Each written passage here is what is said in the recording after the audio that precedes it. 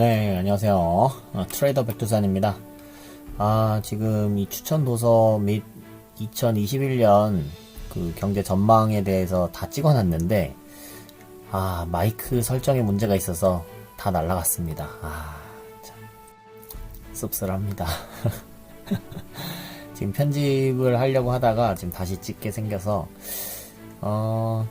일단은, 전에 녹화했을 때, 좀 쓸데없는 말을 한 것들도 분명 있을 거라고 생각이 들고, 그것들을 좀 최대한 줄여서 좀 스피드하게 진행해 볼게요. 처음에 찍었었던 게 시간이 좀 길었던 것 같아요. 어쨌든 바로 들어가 보겠습니다. 일단 추천 도서는 제가 읽어본 것들 위주로 과거에 읽었던 것, 그 다음에 앞으로 읽을 것들 정도 소개를 해드리는 시간 갖도록 하겠습니다.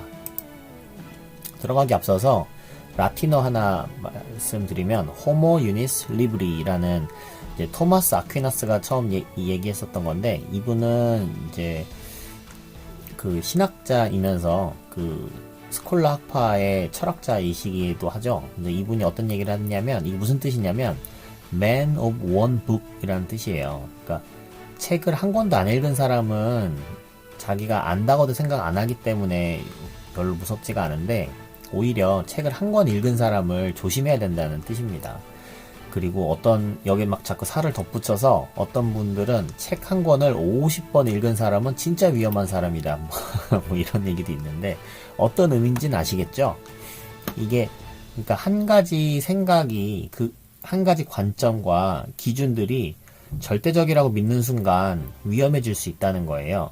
그러니까 이제 시장에 대해서 겸손해질 수 있는 것은 어떤 특정 방향성, 이제 2021년에 그 경제 전망이 어떨 것이다라는 그런 방향성에 대해서 각종 논리와 이유들을 갖다 붙일 수 있지만, 이게 진리다라고 믿는 순간 위험해진다는 거예요. 그러니까 양쪽에 균형 잡힌 어떤 관점들을 유지하시되, 시장은 살아있는 생물과 같다고 했거든요. 그 움직이는 것들에 대응하는 것이 중요합니다. 이제 그런 좀 균형 잡힌 시각을 가졌으면 좋겠어요. 가치 투자와 트레이딩 관점도 마찬가지예요. 어느 하나만 맞다고 주장하고 강하게 밀어붙이면 그 반대의 것들을 놓칠 수 있습니다.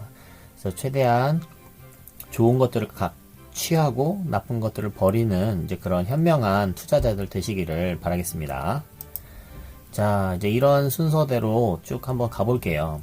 먼저 이제 펀더멘탈 관련된 책들로 제가 읽었었던 것들 중에 이제 좀 도움이 될 만한 것들 소개를 시켜드렸고요. 그 다음에 기술적 분석을 할 때 솔직히 이제 책은 많이 도움되진 않았는데, 어떤 마인드라든가 이런 것들에 대해서 좀 도움을 받았다고 생각이 들어서 이제 이런 목차로 안내를 해드리겠습니다. 그리고 마지막으로 이제 오늘 미스터 마켓은 오늘 그 이북으로 주문을 했고요. 이제 부의 원칙이랑 터틀 트레이딩에 대해서는 이제 또 올해가 가기 전에 아니면 내년 초에 이제 읽어볼 생각입니다.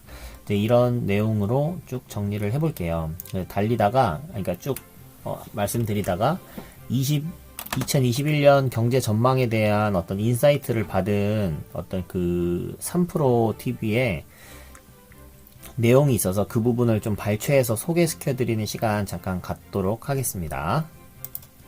자, 이제 먼저 기본적인 펀더멘탈에 대한 책들입니다. 빠질 수 없죠. 워렌 버핏의 주주서한, 이게 주주들한테 보냈었던 편지들을 쭉 엮어서 책으로 낸 겁니다. 그래서 이것들은 워렌 버핏은 책을 따로 쓰지 않았어요. 그러니까 워렌 버핏 평전이나 뭐 다른 사람들이 워렌 버핏에 대해 쓴 책들은 많이 있는데, 워렌 버핏이 직접 쓴 것은 요 주주서한밖에 없습니다. 이제 이것들을 이제 같이 투자하시는 분들은 거의 바이블이죠. 거의 말이 필요 없죠. 꼭 읽어보시면 좋을 것 같고, 우리가 보통 얘기하는 모든 가치 투자의 개념들이 거의 여기서 나왔다고 보시면 돼요. ROE가 어떻고 저쩌고, PBR이 몇 배면 어떻고, PER이 어쩌고 저쩌고, 이런 것으로 가치를 평가하고 하는 것들, 적정 주가를 산정하는 방법들, 이런 것들을 소개시켜 줬습니다. 아까 전에 잠깐 말씀드린 그 3%의 그 최근에 이경수 리서치 센터장님이 나와서 쭉 어떤 이야기들을 해주셨어요. 근데 그 내용 중에 제가 좀 마음에 와닿는 내용이 있어서, 이게 전통적인 이런 저평가주를 찾는 방식과 적정 주가를 구하는 방법이 지금에도 적용을 그대로 할 수 있는가, 그게 옳은가, 바뀌어야 하는 부분은 없는가, 무형 자산에 대한 밸류에이션을 어떻게 평가해야 될까. 그러니까 예를 들어서 카카오톡에 그 가입할 때 무료잖아요. 그다음에 페이스북이나 뭐 이런데 가입할 때 다 무료예요. 그런데 이제 그런 것들이 그 회사 입장에서는, 그러니까 소비자 입장에서는 무료인데 회사 입장에서는 빅데이터 관점에서 엄청난 그 자원이 되는 거거든요. 그런데 이런 것들은 어떤 이런 PBR, PER, ROE 이런 것처럼 재무제표에 들어갈 만한 내용이 아니에요. 이제 그런 걸 무형 자산이라고 하는데, 이런 것들이 빠진 상태로 그 회사의 가치를 평가하려다 보니 PER이 말도 안 되게 높게 나오는 현상이 나타나는 거예요. 최근에 그런 IT 관련된 구글이나 페이스북 이런 팽 관련된 회사들, 그다음에 한국 관점에서 볼 때는 뭐 카카오나 네이버 같은 회사들이 그에 해당할 수 있겠죠. 근데 PER이 너무 높게 나오는 회사들인데 이거가 이렇게 그 회사를 평가하는 게 맞아? 이거 바뀌어야 되는 거 아니야? 이제 그런 질문을 이제 던지셨고요. 그거에 대해서 이제 워렌 버핏은 요 링크 참고하셔서 원본 내용을 쭉 한번 들어보시기를 추천드릴게요. 1부, 2부 나눠서 이제 총 2시간 정도인데 전혀 아깝지 않은 시간입니다. 그 꼭 한번 들어보셨으면 좋겠고요.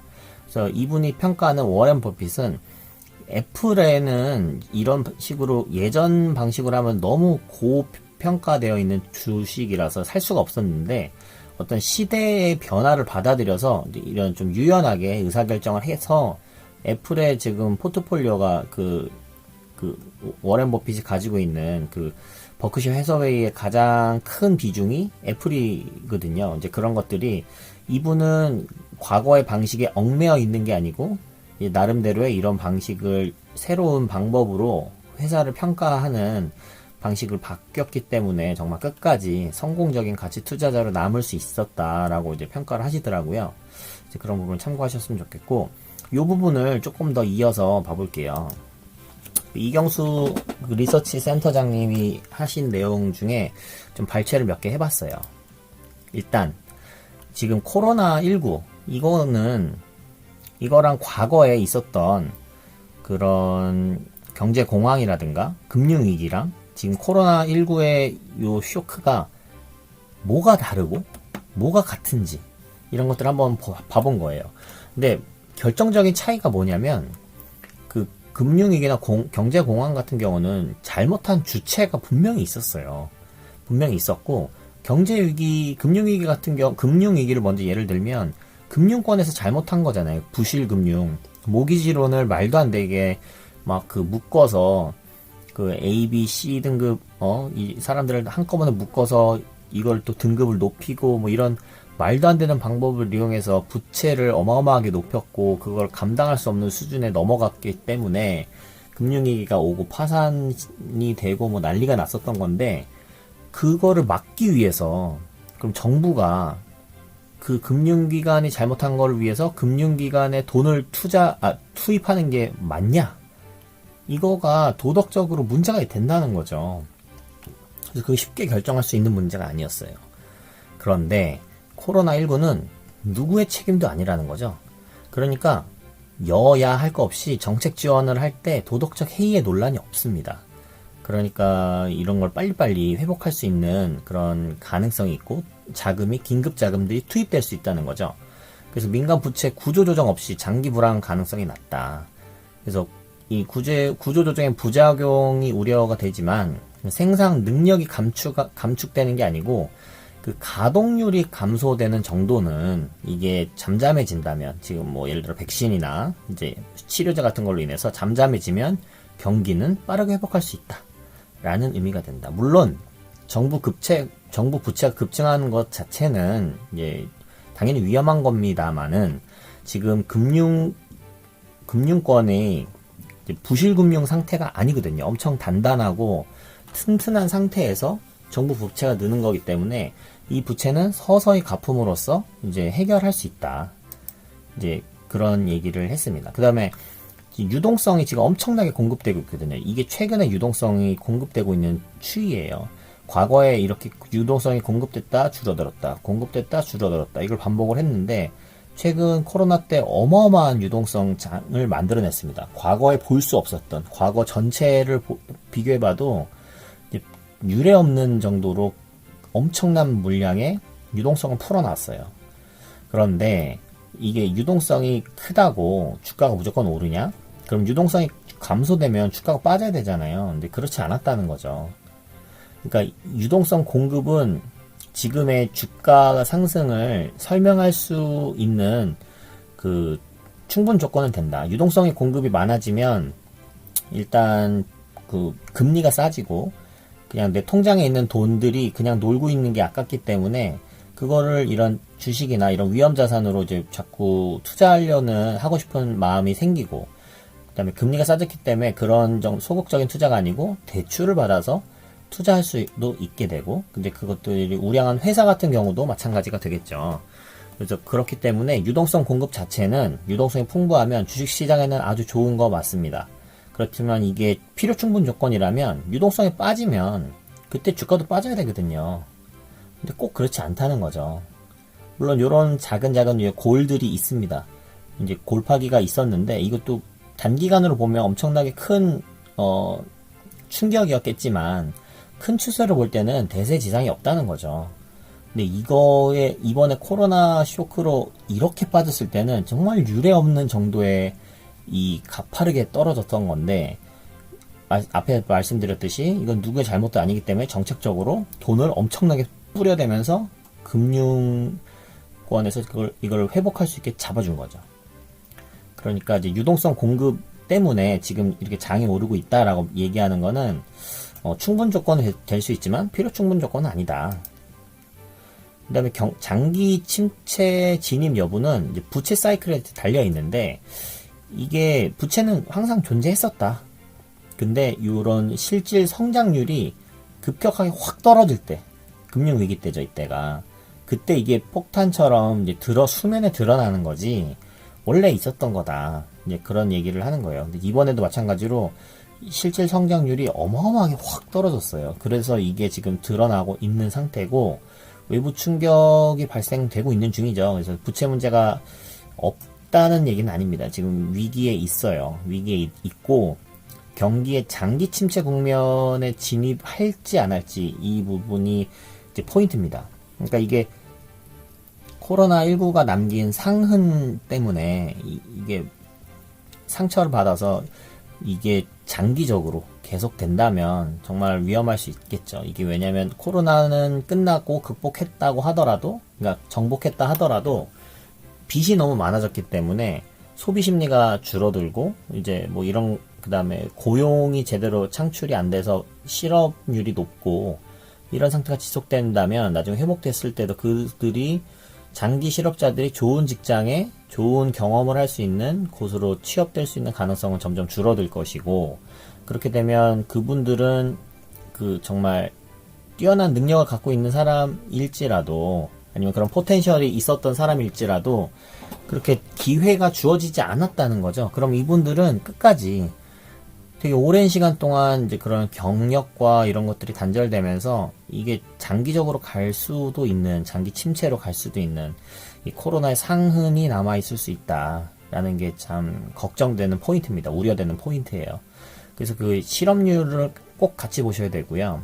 근데 이 부분은 극복 방법에 따라서 달라질 수도 있다라는 이제 관점에서 이분은 말씀을 하셨어요.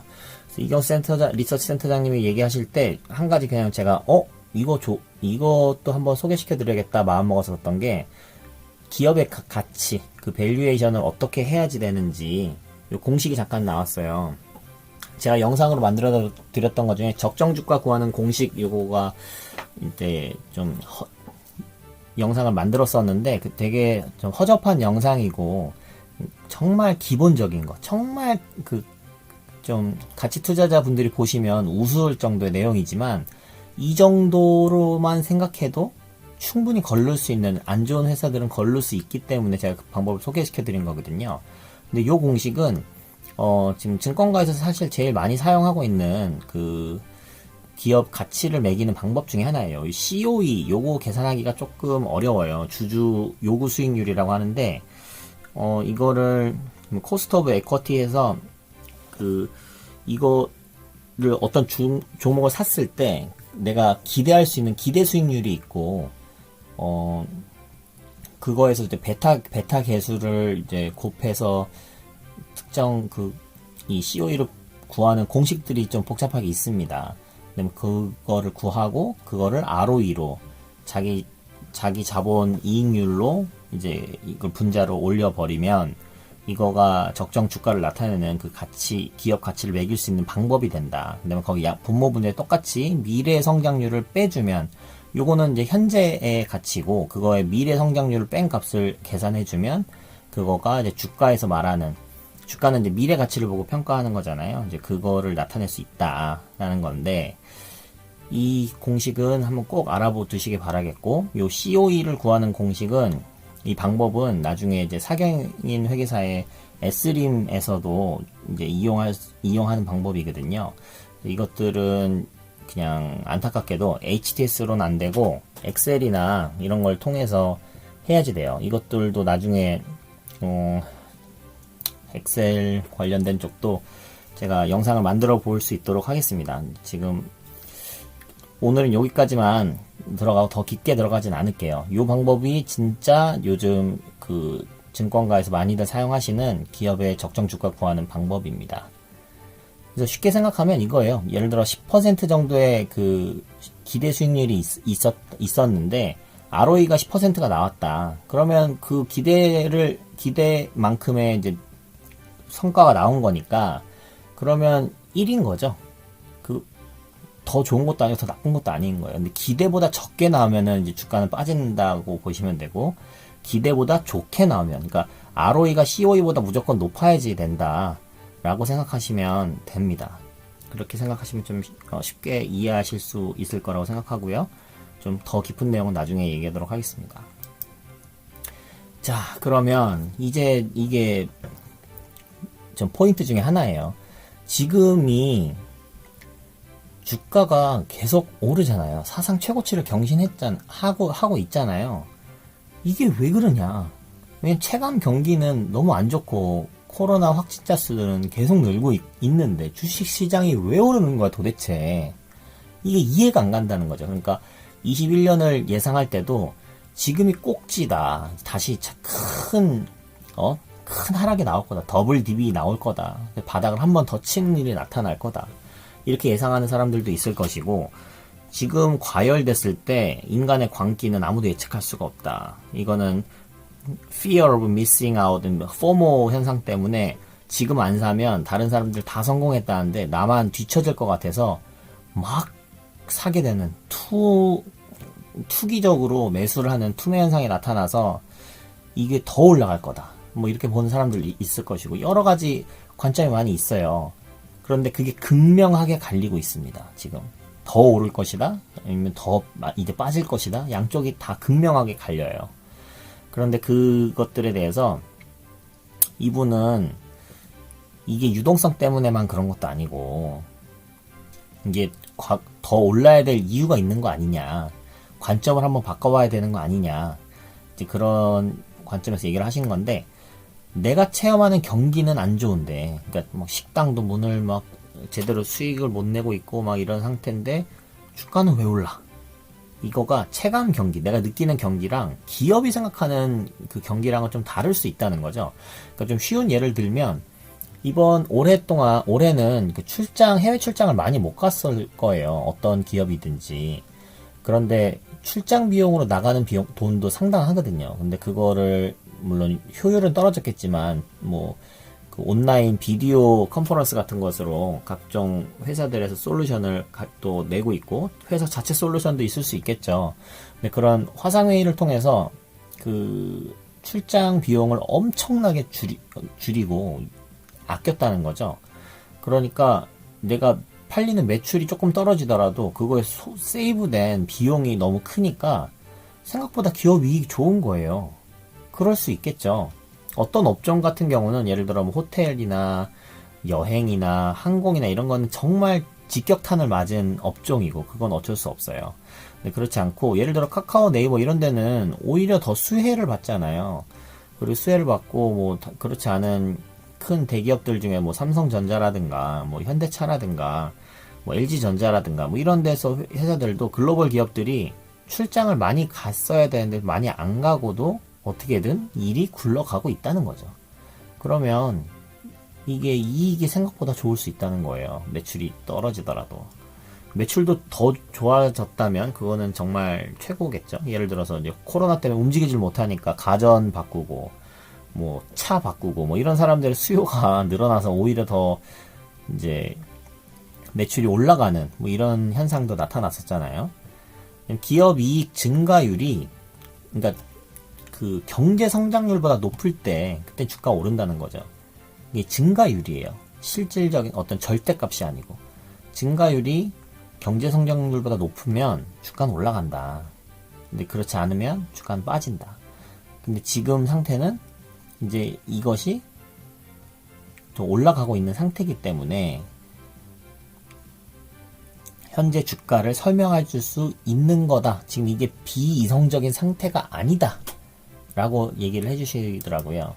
그래서 근데 지금 얘기했었던 것들이 전부 다 이제 그 미국에 대한 얘기가 뿐만 아니고 그 한국은 준비가 되어 있나? 이제 이거에 대해서는 2부에서 또 얘기가 나왔는데 이제 한국 증시가 달라졌다는 거예요. 옛날에는 반도체 외에는 뭐 없었는데 다 금융주 뭐 이런 회사들이 이제 시총 상위 그 주도주에 포함되어 있었는데 최근 들어서 2차 전지도 부각되고 CMO도 부각되고 전기차나 뭐 이런 쪽도 부각되고 있다라는 거죠. 그래서 CMO는 뭐 아시는 분 다 아시겠지만 반도체가 직접 설계하고 생산하고 이걸 다 옛날엔 했었지만 요즘은 뭐 TSMC 같은 회사도 그렇고 삼성전자도 그렇고 이제 파운드리로 해서 다른 데서 설계된 거를 공장에서 찍어내기만 하는 이제 그런 위탁 생산 방식을 취하고 있잖아요. 그걸로 엄청나게 TSMC가 성장했고 삼성전자도 그걸로 많이 성장했었죠. 양적으로 질적으로. 근데 CMO 같은 경우는 이제 제약 부분에서 제약 바이오에서도 약 만들고 하는 게 이제 카피약 같은 것도 많이 있는데 그게 아니고 오리지널 약이라도 생산을 여기서 맡기고 하는 거예요.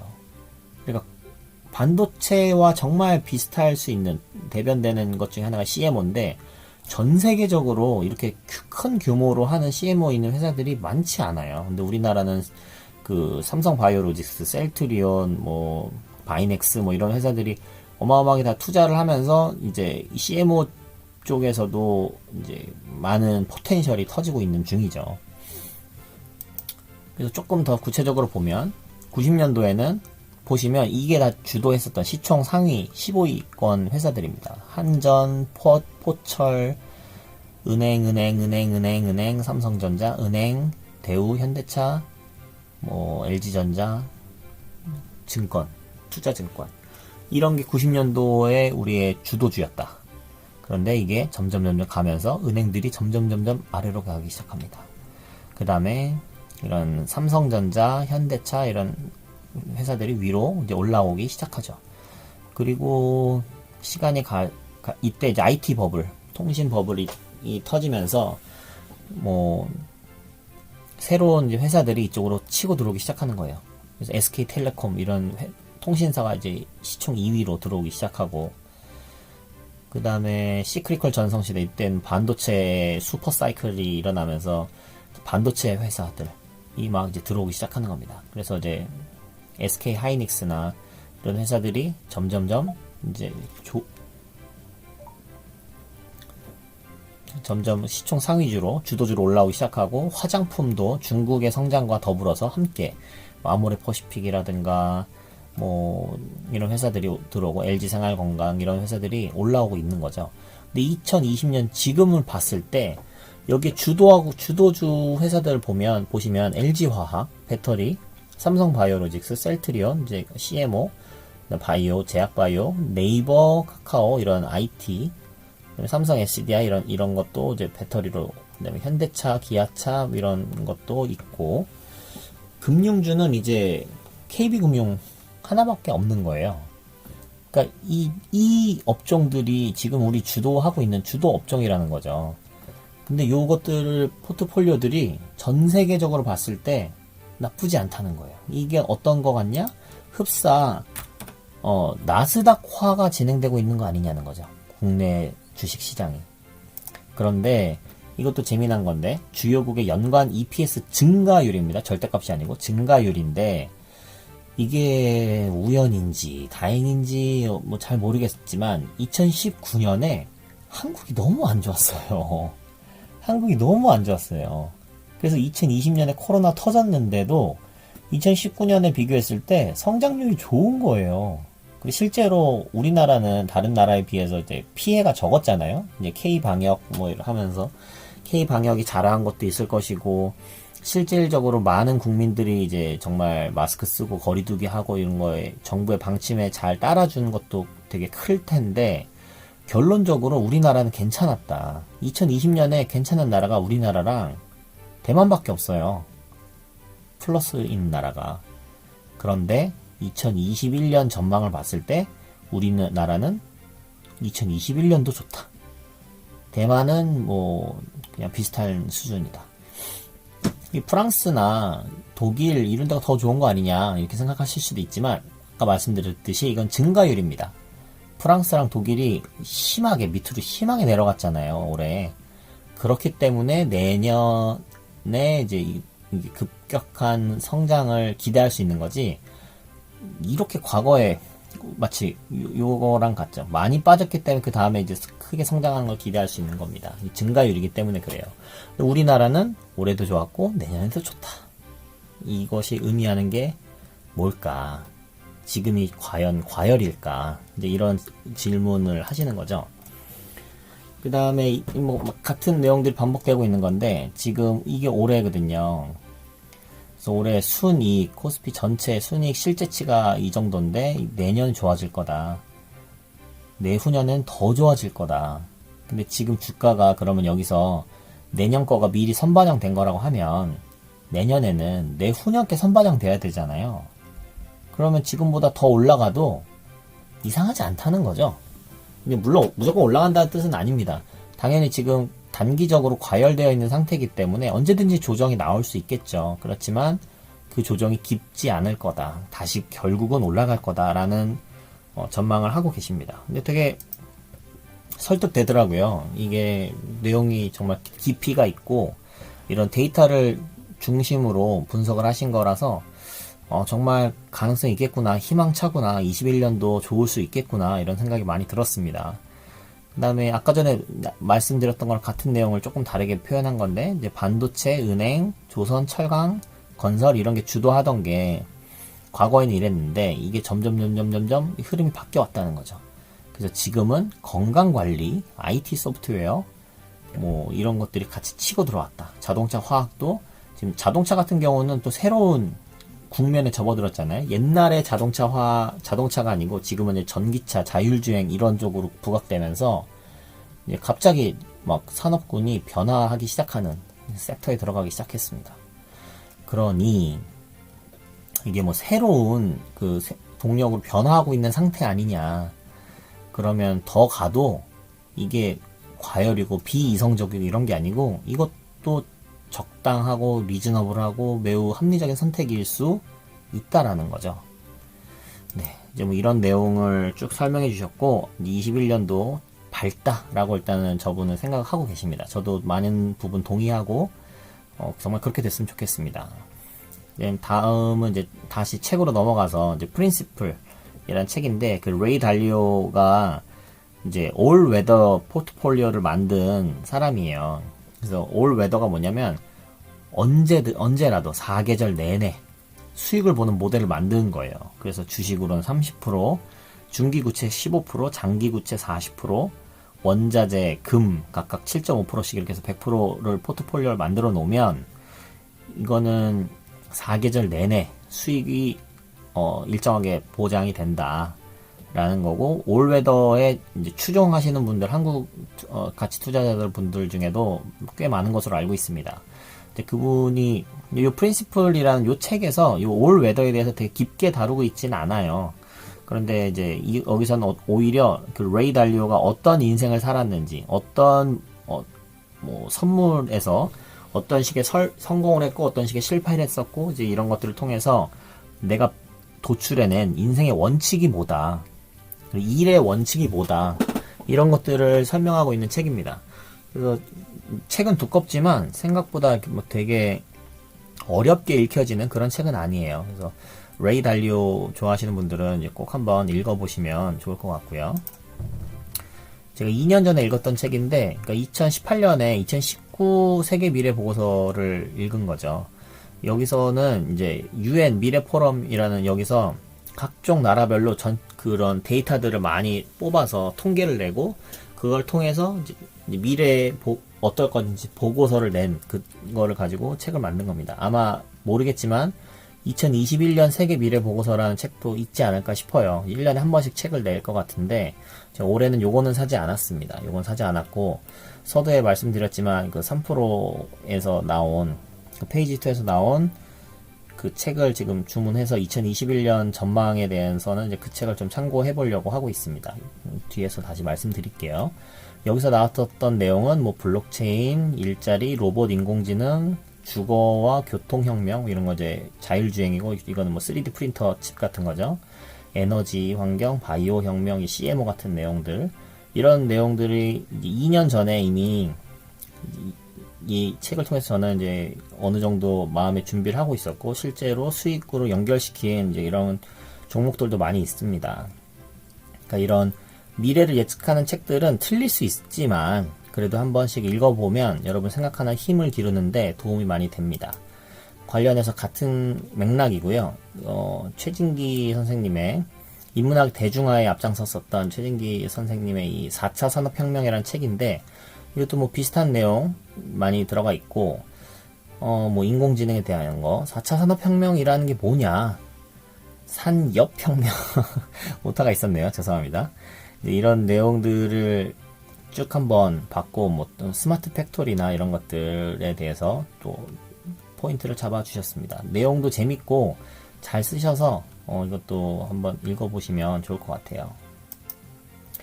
자, 이제 나왔습니다. 사경인 회계사의 재무제표 모르면 주식 투자 절대로 하지 마라. 꼭 읽어보세요. 꼭 읽어보셔야 됩니다. 적정 주가를 어떻게 계산하는지, 합리적일지 이걸 계속 고민하면서, 이제 보통 증권가에서 옛날엔 DCF 방식을 많이 사용했는데 여기 단점이 있어서 그걸 보완한 이제 림 방식, S림 방식을 이제 소개하고, 그거에 대한 어떤 케이스 스터디를 하면서 좀 내용이 꽤 어려운 내용이지만 그래도 쉽게 잘 설명해 주셨어요. 그래서 재무제표와 주식 투자가 어떻게 연결되는지, 손실을 줄이는 방법을 먼저 보고 그 다음에 수익을 내는 방법을 고민하면 시간을 나의 편으로 만들면 된다라는 거죠. 이제 사경인 회계사님 정말 이제 원칙이나 이런 것들이 철저하고 딱 그 주관이 있어서 이분의 그 강의도 좀 들어볼 만한 것 같습니다. 여러분들 꼭 일단 이 책은 읽어보셨으면 좋겠습니다. 그 다음에 나는 대가처럼 투자한다. 이 책은 제가 유튜브 컨텐츠 만들려고 산 책이에요. 이게 서점에서 쭉 보다 보니까 좋더라고요. 이렇게 유명하신 분들의 그 생각들을 나름 조건처럼 쭉 뽑아놨어요. 그거를 저는 뭐를 잘하죠? 거기 조건이 뭐는 얼마 이하여야 되고 뭐 이런 조건들만 있으면 그냥 검색식으로 만들어 버리는 거죠. 아니면 어떤 화살표나 이런 걸로 만들어 버리는 거죠. 근데 그런 걸 할 수 있는 재료들이 여기 다 있더라고요. 그래서 지금 요 워렌 버핏 편 이미 만들었고, 벤저민 그레이엄 편도 만들었고, 피터 린치 편도 만들었고, 조엘 그린블라트까지 만들었어요. 그 다음에 요 데이비드 드레먼의 역발상 투자, 이거는 이제 검색식은 만들어 놨는데 아직 지금 컨텐츠를 못 찍고 지금 계속 다른 컨텐츠들 하느라 밀리고 있습니다. 요 밑에는 아직 안 읽었어요. 아직 안 읽었고, 이거는 이제 챕터 읽어 나가면서 그 바로바로 그냥 만드는 컨텐츠를 하고 있습니다. 그다음에 제시 리버모 이런 분들도 엄청 유명한 분이죠. 월스트리트의 큰 곰. 켄슬림 윌리엄 오닐, 이분도 여기에 나오는데, 저는 요 책은 요 챕터는 마지막 챕터라서 아직 안 읽었는데, 켄슬림은 이미 벌써 해버렸죠. 윌리엄 오닐 거는. 어쨌든 요런 책은 한번 보시면 뭐 도움이 되리라 봅니다. 그러니까 요런 한 분 한 분 다 책 한 권씩 읽어야 될 만한 내용인데 좀 요약본이라고 생각하시면 될 것 같습니다. 그리고 이제 경제학 성경의 길을 묻다. 이거 오타입니다. 오타가 많네요. 성경의 길을 묻다. 이거는 권명중 경제학과 교수님인데, 성경은 지구상에 존재하는 책 중에 최장기간 최고의 베스트셀러였다. 특정 종교의 경전이기도 하지만 1500년 동안 다양한 직업, 다양한 경험을 소유한 40여 명의 저자가 쓴 역사서, 문학작품이며 예언서다. 그런데 이제 성경에서 이제 뭐 신학적인 그런 견해는 참고하지 않고 오히려 성경 안의 내용을 참고해서 원칙들을 제시하신 거예요. 그러니까 이건 뭐 기독교인이든 아니든 관계없이 읽을 수 있는 책입니다. 그래서 왜 인간은 선택을 해야만 하느냐? 빈민의 경제학은 어떻고 부자의 경제학은 어떠냐? 이기적인 인간한테 윤리를 요청해도 되겠느냐? 흥망성쇠의 비밀이 뭐냐? 이런 것들을 좀 거시적인 안목에서 바라볼 수 있는 이런 책입니다. 이런 것도 읽어보시면 좋을 것 같고요. 그 다음에 이제 테크니컬 아날리시스를 위해 도움을 받았던 책들인데, 제가 처음 샀었던 주식책이었던 것 같아요. 이게 윤재수님의 차트 분석 무작정 따라하기. 그래서 추세 분석, 패턴 분석, 장세 분석, 목표치 계산, 뭐 이런 것들, 어떤 파동의 크기를 보고 이런 거 계산할 수 있는 거, 봉차트, 뭐 지지 저항, 이평선, 거래량 이런 것들 분석하는 내용들. 그다음에 뭐 MACD, 스토캐스틱, 일목균형표, 볼린저 밴드 다 제가 많이 사용하는 그 보조 지표들인데, 이런 거에 대해서 개념을 좀 잡을 수 있게 처음에 도와줬었던 책입니다. 그리고 매매 원칙들 뭐 이런 것들도 있고요. 그러니까 엄청 제가 강추하는 책은 아닌데 이거는 한 권 정도 있으면 좋을 것 같아요. 그러니까 보조지표 잘 모르시는 분들 처음 아는 거 어떻게 다 이해해 싶을 수 있잖아요. 그렇지만 이렇게 한 번씩 소개시켜주는 걸로 읽는 것만으로도 도움이 많이 된다고 생각합니다. 그러니까 이런 책은 기술적인 어떤 필요할 때 탁탁 찾아볼 수 있는 이제 그런 책으로 한 권쯤 놔두시면 좋을 것 같아요. 그 다음에 나의 월급 독립 프로젝트. 이게 좀 어떻게 보면 저한테 영향을 좀 많이 미쳤어요. 그래서 유홍민이라는 이분이 월급쟁이로 시작을 했는데 이제 회사에서 주식을 하면서 성공해서 나중에 월급 독립을 하고 퇴사를 한 거예요. 33년 만에 30억 벌고 퇴사한 슈퍼개미. 그러니까 일단 뭐 대단하신 분이죠. 대단하신 분인데 이분이 하셨던 것들 중에 챕터의 내용이 이래요. 월급의 노예들에게 단타를 권한다. 근데 보통 이런 얘기 하기 쉽지 않거든요. 보통 다 가치 투자하고 장기 투자를 권하지 단타를 권하는 이런 거는 쉽지 않아요. 근데 발상의 전환이 일어났어요. 그래서 이 사람 뭐지? 지식을 수익으로 연결하기. 뉴스를 보고 이제 어디서 뭐 백신을 냈다. 뭐 이런 뉴스 있잖아요. 어디서 무슨 공급 계약을 따냈다. 모두가 아는 뉴스. 이거는 악재다. 모두가 아는 악재는 호재다. 더 이상 나올 악재가 다 나온 상태면 모든 사람들이 다 던지고 투매가 일어나는 이제 그런 회사들. 더 이상 빠질 게 없다. 그게 바닥이다. 뭐 이런 내용들이 좀 인상이 깊었고, 네, 실전 투자를 위한 차트 읽기. 여기서 제가 이미 컨텐츠 만들었었던 그 눌림, 거래량 요런 기법들을 이용한 검색식을 제공해 드렸고, 이것도 되게 좋은 검색식들이에요. 실질적으로 도움이 많이 됐습니다. 그래서 유목민님의 투자 원칙에 대해서도 쭉 설명되어 있습니다. 그래서 재밌는 게 장기 투자하지 말아라. 장기 투자에서 살아남은 회사가 몇 없다. 삼성전자만 보지 말아라. 상폐당한 회사도 엄청나게 많고, 과거에 뭐 조선주 이런 거 투자했으면 지금 뭐 엄청난 손실 안에 아직도 허덕이고 있을 것이고, 장기 투자하는 것만큼 그렇게 좋은 종목을 찾기가 어렵다는 거를 얘기를 하신 거예요. 장기 투자를 진짜 하면 안 된다 이런 컨셉보다는.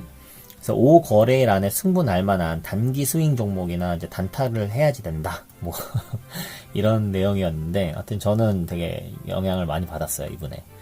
그래서 처음에 가치 투자로 이제 주식 입문해서 계속 공부하고 계속 저는 그게 진짜 가야 될 길이라고 생각은 하는데 이게 너무 어렵더라고요. 그러다가 이제 기술적인 분석에서도 좀 충분히 의미가 있을 수 있겠구나라고 생각이 들고 파고들고 했었던 어떤 촉매제가 됐었던 책이라고 생각을 합니다. 한번 읽어보시면 좋을 것 같고요. 이분도 이제 유목민님처럼 이제 500만 원으로 시작해서 엄청난 그 트레이더로 한 달에 이제 1억을 버는 상태가 됐고, 투자에 지금 로얄 클럽이라는 이런 자산관리 그룹의 대표이신데, 글쎄요, 뭐 이 책의 내용 자체는 뭐 그렇게 임팩트가 있지는 않았는데, 요런 구간을 나눠 놓은 거는 조금 좋았어요. 그러니까 1000만 원까지는 시드머니를 모아라. 그 모으면서 이때는 주식 투자하지 말고 배우라는 거예요. 배우라. 모의 투자를 하든 한 주로 매매를 하든 아니면 10만 원 가지고 매매를 하든 배우면서 돈을 시드머니를 모아라. 그래서 1000만 원까지 모으고 1000만 원부터 실투를 시작하라는 거죠. 그러니까 이 포인트는 되게 좋은 것 같아요. 지금 큰 돈으로 시작하시는 직장인 투자자분들은 큰 코가 다치고 나서 크게 수업료를 지불하고 나서 그때부터 공부를 하시는 분들이 많아요. 주식시장이 그렇게 만만치가 않거든요. 그러니까 적은 돈으로 많이 배우면서 시드머니를 이제 모으고 이걸 모으는 동안에 나의 경험과 실력을 쌓고 나서 투자를 하라는 거예요. 그래서 1억까지는 그런 식으로 적은 종목으로 두세 종목에 집중해서 투자를 해라. 그 두세 종목 집중해서 투자했을 때 여러 가지 성공한 것도 있고 실패한 것도 있을 텐데 성공한 그런 무기들을 남겨놔라. 그러면 이제 1억에서 5억 넘어가는 이 부분에서는 슬럼프도 올 수 있고, 그다음에 분산 투자를 진짜 시작해야 될 단계가 온 거다. 1억이 넘어가면. 그다음에 5억이 넘어가면 그때부터는 뭐 돈으로 행복을 선택하라. 뭐 이거는 뭐 저는 나중에 이제 가진 자의 여유인 거고, 그러니까 제 1, 2단계에서는 좀 의미가 있었던 것 같아요. 그래서 이런 내용이다. 한번 뭐 가볍게 읽어보시면 좋을 것 같고, 그다음에 제가 딥러닝 쪽을 공부를 하고 있는데 그거에 대해서 이제 파이썬을 이용해서 딥러닝 할 수 있는 그 방법들을 소개하고 샘플 코드들까지도 쭉 소개를 해주고 있어요. 제가 만들었었던 거가 이제 LSTM을 이용해서 이제 주가 예측하는 모델들은 이미 만들어 봤고, 피드 포워드 네트워크로도 만들어 봤는데, 여기서는 이제 강화학습, reinforcement learning으로 하는 건데, 이게 어디서 사용된 거냐면 알파고에서 사용된 방법이에요. 그래서 알파고에서 사용된 어떤 게임 티어리랑 결합된 그 강화학습, 잘하면 뭐 플러스 주고 못하면 마이너스 주고 뭐 이런 식으로 하면서 강화학습을 통해서 한 건데, 이런 시스템도 전 강화학습을 이제 주식 예측 모델로는 아직 안 해봐서 이 책을 사서 쭉 해보다가 좀 시간이 좀 바빠져가지고 중단돼 있는 상태입니다. 근데 어쨌든 나중에는 이걸 이용해서 이 모델들을 꼭 만들어 보고 싶고, 이걸 통해서 시스템 트레이딩을 좀 하게 되면 좋지 않을까. 꼭 딥러닝 쓰지 않더라도 이제 파이썬으로 시스템 트레이딩 할 수 있는 환경 만들어 놓고, 제가 갖고 있는 어떤 보조 지표나 이제 이런 것들에 대한 검색식이나 이런 것들을 적용해서 녹여내서 시스템 트레이딩을 할 수 있는 날, 그날이 속히 오게 되기를 바라겠습니다. 그래서 이것도 뭐 코딩 좀 해보신 분들은 이제 쉽게 따라 하실 수 있으니까 한번 보시면 좋을 것 같아요. 그리고 이제 제가 읽을 책들 잠깐 소개시켜드리면, 이제 미스터 마켓 오늘 주문했습니다. 이북으로 주문했고 이제 오늘부터 읽기 시작할 건데, 이제 페이지 2 그 3프로에서 나왔었던 이제 그 유명한 패널들, 이제 스타가 되셨죠. 이분들의 내용들이 이제 담겨 있는 책입니다. 그래서 이제 이한영님은 이제 어떤 뉴 코리아, 이제 2021년 전망의 포인트가 뉴 코리아에 있다. 그래서 지금 계속해서 바뀌고 있다. 기업의 실적은 산업 구조도 바뀌었다. 여기에 돈 되는 게 있다. 한국의 저평가는 끝날 때까지 끝난 게 아니다. 뭐 리스크는 시장 할인율, 이제 이런 내용들로 어떻게 대응할지에 대한 포인트가 있습니다. 수대 방향 미리 정해져 있다. 그다음에 김효진 연구원, 이제 이분은 이제 금리나 이런 좀 거시적인 부분들 많이 인사이트를 갖고 계시던 분인데, 주도주가 뭐가 될 것인가에 대한 그 정책과 결부된 이제 그런 설명을 하신 것 같고, 이제 그 인덱스를 보니까 기술에 녹색이 더 칠해진다. 이제 바이든 이제 이런 친환경 이쪽으로 조금 봐야 되지 않겠냐. 유형과 무형이 디지털 인프라가 섞여 있는 뉴딜. 이제 이런 무형 자산에 대해서도 얘기를 하고 있네요. 아까 전에도 얘기 나왔었죠. 뭐 페이스북이나 카카오톡에 이제 그런 무료 회원들, 무료로 가입할 수 있는 이런 것들도 충분히 다 자산으로 해야 된다. 이게 빅데이터로 쓰이기 때문에 그거에 대한 가치를 다시 산정해야 된다. 이제 그런 내용이겠죠. 3장은 이제 이다솔 차장님의 내용인데, 과거에 2008년 금융위기 이후에 금융 장세가 펼쳐졌고, 이 3년 동안, 그러니까 뭐 2년 동안 금융 장세가 있었고, 이후에는 실적 장세로 돌아섰다. 그래서 자문사 7공주가 가고, 이제 새롭게 차화정, 자동차, 뭐 화학, 정유 뭐 이런 쪽이 등장했었다는 거죠.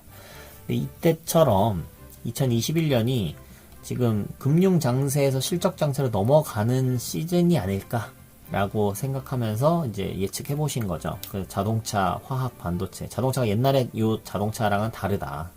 새로워지고 있는 산업들이다. 이런 거고, 기존의 주도주들 중에서 이제 신재생 에너지와 언택트 관련된 거는 계속해서 좋을 것이다. 라는 이제 이런 내용이 있을 것 같습니다. 아직 안 읽어본 거지만. 그리고 4장의 이효석 님은 이제 연준이 코로나 위기에서 금융시장을 구했다. 이제 그 유동성을 통해서 확 풀었잖아요. 투자자들의 생각과 행동이 바뀌었다. 그래서 주식시장에 그 알파 헌터를 만족시켜 줄 수 있는 이제 그게 리얼 옵션이라는 게 있다. 이게 새로운 가치평가의 기준이다. 이것도 이제 어떤 내용일지 상당히 기대가 됩니다. 그다음에 염승환 차장님, 이제 선택하고 집중해야 될 유망 업종 15선. 이제 탑다운 방식으로 주식을 뽑을 때 어떤 업종이 좋을지 이걸 쭉 보시고, 여기서 그 세부 종목으로 점점 하나씩 내려가면서 이제 보는 방법도 매우 좋은 종목을 선정하는 방법입니다. 바텀업으로 종목들을 먼저 분석해서 그것들을 위로 섹터로 올라가는 경우도 있지만, 양쪽 다 좋은 방법이니까 골고루 이제 쭉 봐보시면 좋을 것 같아요. CMO에 대해서 계속 나오고 있습니다. 배터리와 CMO, 전기차, 언택트 이런 것들은 계속 갈 거다라는 게 대체적인 생각이신 것 같아요. 여기서는 뭐 홈코노미, HMR 같은 건 홈밀 뭐 리저브든가요? 이제 집에서 먹을 수 있는 간편식 이제 같은 그런 쪽 시장이 열리고 있고, 그다음에 폐기물 관련된 것도 엄청나게 성장하고 있다. 건강기능식품, 미용, 사무 업무 자동화, 이것도 연평균 30% 이상 고성장이 예상된다. 이제 이런 관련된 종목들은 뭐가 있을까? 이렇게 탑다운으로 쭉 봐볼 수 있을 것 같아요. 그래서 이제 요런 미스터 마켓 오늘 산책인데 기대가 되고 있고요. 그다음에 레리 하이트의 부의 원칙. 이게 제가 천영록 대표님 엄청 존경하는데, 이분이 그 3프로에 나와서 이 책을 리뷰한 영상도 있더라고요. 그래서 저는 솔직히 레리 하이트의 이 부의 원칙에서 말하는 손실은 줄이고 수익은 늘려라, 이 추세 추종, 요거를 지금 계속 제가 요 방향으로 계속 투자를 하고 있거든요. 그래서 이분의 생각대로 이미 저는 움직이고 있으나, 이분이 진짜 말한 내용이랑 제가 적용하고 있는 거랑은 좀 다를 수 있기 때문에 이거 책도 꼭 한번 읽어봐야겠다라는 생각이 들었어요. 그래서 이제 이런 내용들 쭉 있고, 추세 추종, 네, 이런 것들, 돈을 잃는 방법, 그래서 어떻게 해서 엄청나게 돈을 많이 잃었는지, 그러니까 이렇게 하면 안 된다라는 내용이 있겠죠. 그래서 이런 책 부의 원칙 꼭 한번 읽어봐야 되겠습니다. 올해가 가기 전에 한번 읽어봤으면 하겠네요. 아니면 내년 초라도. 그리고 네, 뭐 이런 내용이 책의 인덱스를 그냥 복사해 온 겁니다. 그리고 마지막으로 터틀 트레이딩. 터틀 트레이딩은 그 월스트리트에서 어떤 이 트레이딩을 안 해본 사람들에게 특정 기간 동안 교육을 해서 그 사람들이 트레이더로 성장하게 할 수 있을까? 그러니까 트레이딩이 선천적이냐 후천적이냐 이거부터 시작을 해서 했던 실험인데, 결론은 전부 다 시장의 시장 수익률을 훨씬 웃도는 좋은 트레이더로 이제 성장했었다. 이게 충분히 후천적으로 학습을 통해서 가능하다라는 게 이제 결론입니다. 여기서 보면 핵심은 인간의 감정을 배제한 기계적인 시스템 매매, 그러니까 컴퓨터로 하는 시스템 트레이딩이 거의 여기서부터 시작된 거 아닌가 생각이 들어요. 이거는 싸게 사서 비싸게 파는 게 아닙니다. 이거는 비싸게 사서 더 비싸게 파는 거예요. 그래서 추색 추종, 이것도 아까 레리 하이트의 추색 추종과 비슷한 부분인데, 좀 기술적으로 말하면 공식이 조금 더 복잡해지지만 기본 아이디어는 이렇더라고요. 21선 올라탈 때 매수를 하고 쭉 보유하다가 11선 이탈할 때 매도해라. 그러니까 이거는 상승일 때 이야기고, 21선 올라탈 때 매수를 했는데 바로 손실을 볼 수도 있겠죠. 근데 그럴 때는 어떻게 하냐면, 한 종목으로 보지 말고 포트폴리오 구성 전체를 투자 자본의 몇 프로 이상 손실 보지 않는다라는 원칙을 가지고 해라. 이게 1%가 됐든 뭐 3%가 됐든 전체 파이가, 내가 예를 들어서 뭐 1억으로 투자를 한다. 근데 나는 전체 투자 자본의 2% 이상 손실은 안 볼 거야 라고 정했다면 1억에 2%면 얼마죠? 200만 원이잖아요. 200만 원의 손실을 보지 않겠다. 그러면은 이제 한 종목만 보는 게 아니고 여러 가지 그 1억을 이렇게 쭉쭉쭉 나눠서 뭐 5종목으로 나눠서 샀다거나 이렇게 했을 때 개별 종목이 이제 그 빠지는 거를 신경 쓰지 말고 전체 계좌가 이게 200만 원 이상 빠지는지 안 빠지는지 그걸 보고 이제 손절을 할지 말지를 결정하라는 거죠. 이런 식으로 리스크 리스크 관리를 하는 방법이 소개되어 있습니다. 근데 특별히 이 책에서는 이제 지금 제가 말씀드린 요거는 터틀 트레이딩이라는 것 자체에 대해서 말씀드린 거고, 이 책은 이제 차영주 소장님이 쓴 책인데 요런 정도의 그 포인트가 좀 중요하다라고 생각이 들었나 봐요. 책 소개할 때 써 있더라고요. 그러니까 매수 계획보다 매도 계획이 중요하다. 매수는 할 수도 있고 안 할 수도 있는데, 매도는 매수한 이후에 어떠한 경우라도 반드시 해야지 되기 때문에 이거는 꼭 계획을 해야 된다. 이 부분은 정말 중요한 거예요. 그러니까 제가 주식 이쪽을 계속 하다 보니까 저한테 물어보시는 분들이 많은데, 참 안타까운 게 언제 매도할지를 모르고 매수하시는 분들이 많아요. 이제 매수하기 전에 언제 매도할지 계획을 세우고 들어가야 되거든요. 그래서 올라가면 이제 어떤 식으로 분할 매도할 거다. 내려가면 어느 포인트에서 2차 매수를 할 거고, 또 내려가면 어떤 포인트에서 3차 매수를 할 거다. 또 내려가면 4차 매수를 할지 아니면 손절할지, 이런 것들을 매도 계획을 다 세워놓고 그 다음에 계획대로 움직이면 땡큐, 계획에서 어긋나게 되면 이제 어떻게 할지 대응. 이것이 주식입니다. 트레이딩은 그렇게 하는 거예요.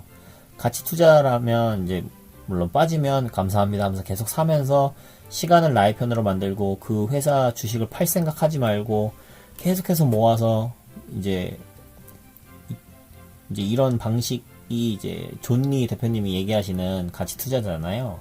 그것도 당연히 좋은 방법입니다. 당연히 좋은 방법인데, 이제 그거는 20년 30년 뒤에를 바라보고 하는 방법이고, 저는 이제 그 방법보다는 좀 최대한 회전율을 높여서 복리의 마법을 좀 부려보고 싶은 거죠.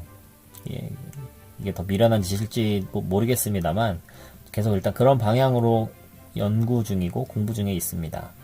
이거 종목이 손실한도를 종목별로 잡지 말고 계좌 총액 대비 손실한도를 정하자. 아까 설명드린 이 부분의 내용입니다.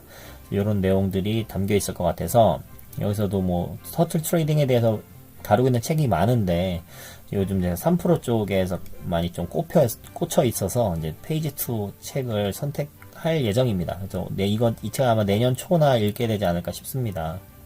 1월 달에. 그래서 이런 식으로 제가 책 소개는 마치도록 하겠고요. 처음에 말씀드렸듯이 책 한 권만 읽는 사람 되지 마시고 양쪽의 관점과 이제 그 개념들을 다 골고루 오픈 마인드로 일단 다 들으시고 나중에 판단하시고 선택하시면 될 것 같아요. 그런 식으로 해서 여러분이 균형 잡힌 시각을 가지고 2020년 잘 마무리하시고 2021년도 화이팅 할 수 있으면 좋겠습니다. 그러면 모든 구독자님들의 계좌가 또 나날이 더 불어나게 되기를 간절히 바라겠습니다. 내용이 유익하셨다면 구독과 좋아요 꼭 눌러주시고요. 많은 지인분들께, 주식하시는 분들 많잖아요. 새롭게 주식 관심 갖고 있는 분들도 많을 것이고, 주변 분들한테 좀 알려주세요. 저도 힘내서 또 더 열심히 좋은 컨텐츠 만들어 보도록 하겠습니다. 오늘 여기까지 할게요. 감사합니다.